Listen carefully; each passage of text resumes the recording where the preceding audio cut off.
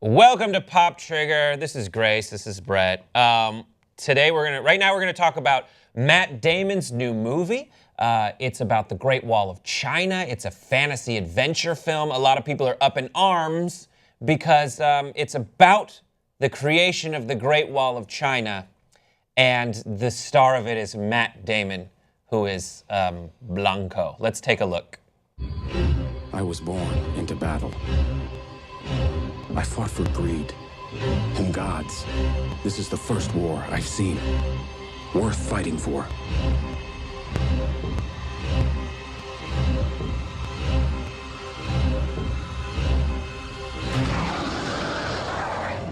All right, so people, I think it looks like a brilliant saga. Directed by Chinese visionary director Zhang Yimou.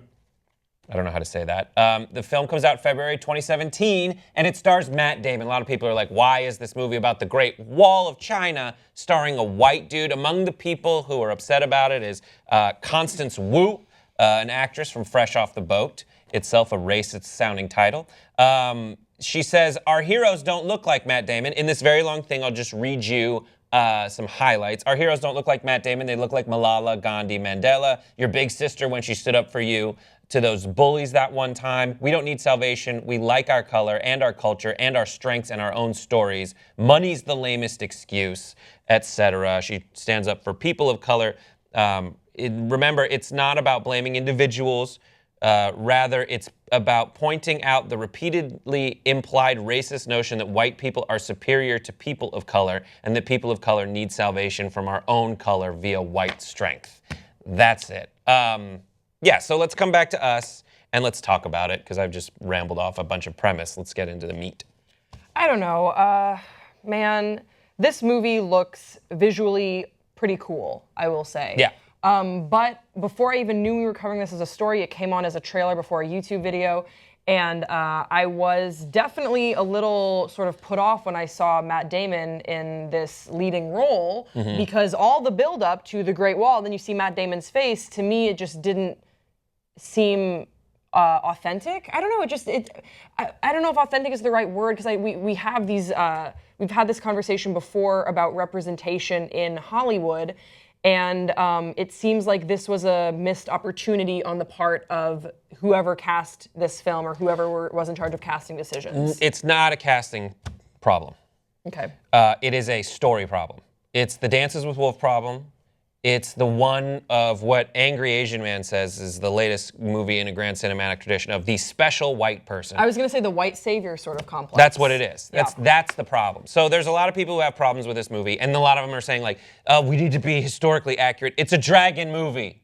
This premise of this, never before have you ever seen so blatantly the shitty pitch for a movie be taken word for word into a trailer, where it's like, Great Wall of China, they built this big wall, it took a lot of time. Who are they keeping out? Dragons.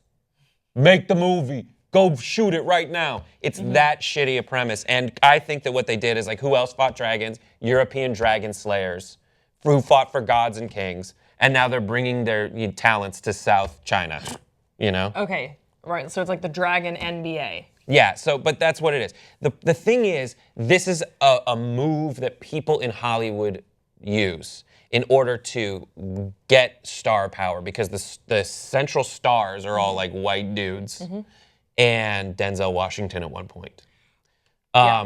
And I don't think this isn't like if it was a black person, it would be okay. This is why is it not a Chinese person? And the reason it's not a Chinese person and the reason Dances with Wolves wasn't a Native American person is because when maybe the original pitch is it's a bunch of Chinese dudes built the wall and Chiaks built the wall so they keep dragons out. And then the producer says, but we need to put like a Matt Damon needs a movie right now. No, it's He's always available. bottom line. How are we going to sell this movie? Yeah. And you and I have both worked at in the film industry, either at an agency or for myself at a film studio, and we've been on these phone calls that absolutely exist when Yes. discussing casting of movies and how you're going to sell a movie internationally. And there is, it's not even like discreet. It is this overt conversation that takes place that we both listen to that says that people of color they won't sell a movie. People, like internationally, those movies don't sell. I've been on a phone call before about Denzel Washington in some sort of a role. I don't even remember what the picture was. But someone brought up his name, that he was available, that he was interested in this type of role, and immediately it was shot down.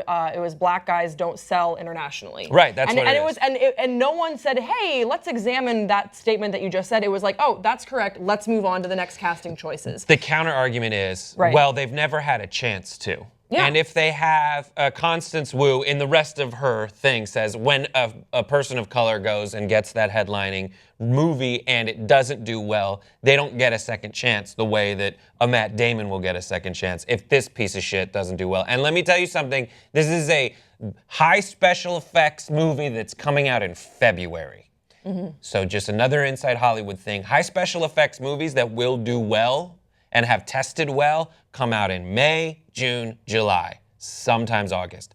High special effects movies that come out in February have usually been taken, Tested. they try to reshoot it, and when they fail at that, they lop it off and just say, cut our losses, we'll do it in February when there's nothing else like that coming out. Same with like really Oscar-looking films that come out in January. Because they should come out in December and November. They come out in January. There's no hope. That's for the those studio basically being like, well, sorry, whoops. Recently, there have been more on the nose, like, why did you cast a white person instead of an Asian person for this? Scarlett Johansson. Scarlett Johansson is Tiger, In Ghost in the Shell. Right, Ghost in the Shell. And wasn't that the one, there's an anime movie where they were, I think that was that one, where they were figuring out how to use CGI to make their faces there look was some Asian. speculation, some reports came out that they had experimented with CGI on Scarlett Johansson's face. Now, the company did come out and say that wasn't the case, but there were basically conflicting reports that it was, that it wasn't. Right.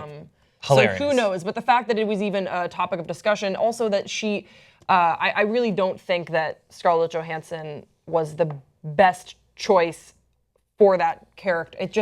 It definitely does feel a lot like if whitewashing. she's supposed to play someone who's a ghost, fine. If she's just supposed to be a live person in a shell, fine. Somehow the combination of the two didn't work out. She doesn't have those skills. So is your argument, because I'm kind of wondering where you stand on this, is your argument that it is okay that they cast Matt Damon in this role because it is a movie about dragons, or given the cultural heritage of what this movie is about, it's not okay that they cast Matt Damon? So I think that or do both discussion, exist? I think that discussion does not apply. Okay. I think the issue here is the special white person. That the idea whatever happened along the way, the fact that a lot of movies end up like a white person swoops in and saves you, that is the problem. Yeah. And the reason that they do that is they take what would otherwise probably be like a pretty awesome premise.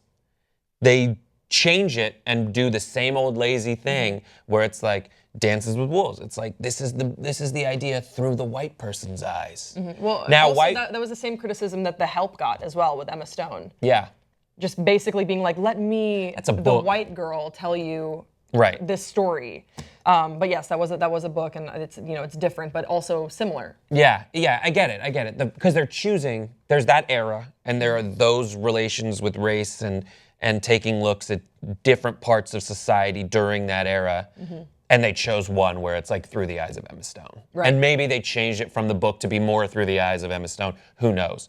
That said, I looked at like the stats for the MPAA in 2015, and white people buy more movie tickets because there's more white people. Yeah. But in terms of who sees the most movies per year, Latinos. Yeah. They will see twice as many movies per year per person than white people or black people or Asian people. Looking at this story, looking at what Constance was saying, because I really think she's a really funny actress, and a friend of mine actually knows her personally and has spoken very highly about her, and I think that she's been a great advocate for people of color in Hollywood. It reminded me of Viola Davis when she won an award recently, and I can't remember which one it was. I think it was an Emmy. And she says that people of color, you can't win awards for roles that don't exist. It comes down to opportunity, and this The Great Wall with Matt Damon feels like it was a missed opportunity for a leading actor that was passed up for Matt Damon to kind of sell this movie better. And that to me feels cheap, but then again, Hollywood is a business, and I don't know what I was expecting different. Movies like, but then there's Pacific Rim, which has 3 stars, and it's Charlie Hunnam, Idris Elba, and I don't remember the Asian girl's name. But that was a multicultural cast with a really kick-ass director, and it was big budget, and it was good, and people loved it. It was like a surprise smash hit, did extremely well, and like is well reviewed, as opposed to like the Transformers style movies, which just look cool and get a lot of people to buy tickets. One last thing is the response from movie studios when they get called out. That's kind of the echo response, the call response of people saying, this is a problem. And you get to see how people are responding to it.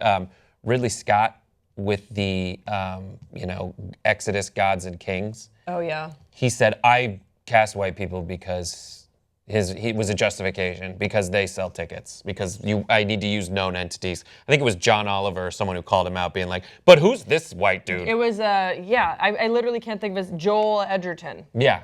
Who is he? I don't Hot know. name. Hot off the griddle. Hot off his hit films. Yeah. He wasn't The Great Gatsby. He was great in that. Yeah, he's a great actor. Great actor. Not a big name. Yeah. Not a big name. But that a lot of them justify. The only one was the, Gods of Egypt, where Lionsgate got called out and they were like, yeah, you're right. We did this wrong. And I really appreciated that. They said, we have a certain set of values that we didn't live up to, and I apologize if you're offended. It was like, we messed up. Yeah. And it's weird. It's a weird thing. Always refreshing to see a little bit of integrity in the movie business. Yeah. So what do you guys think about this? There's a lot of layers to this story. Yeah, let's talk. And give us your thoughts in the comment section below. Do you agree with? Do you understand what we're saying? Hello? Hi. Bye.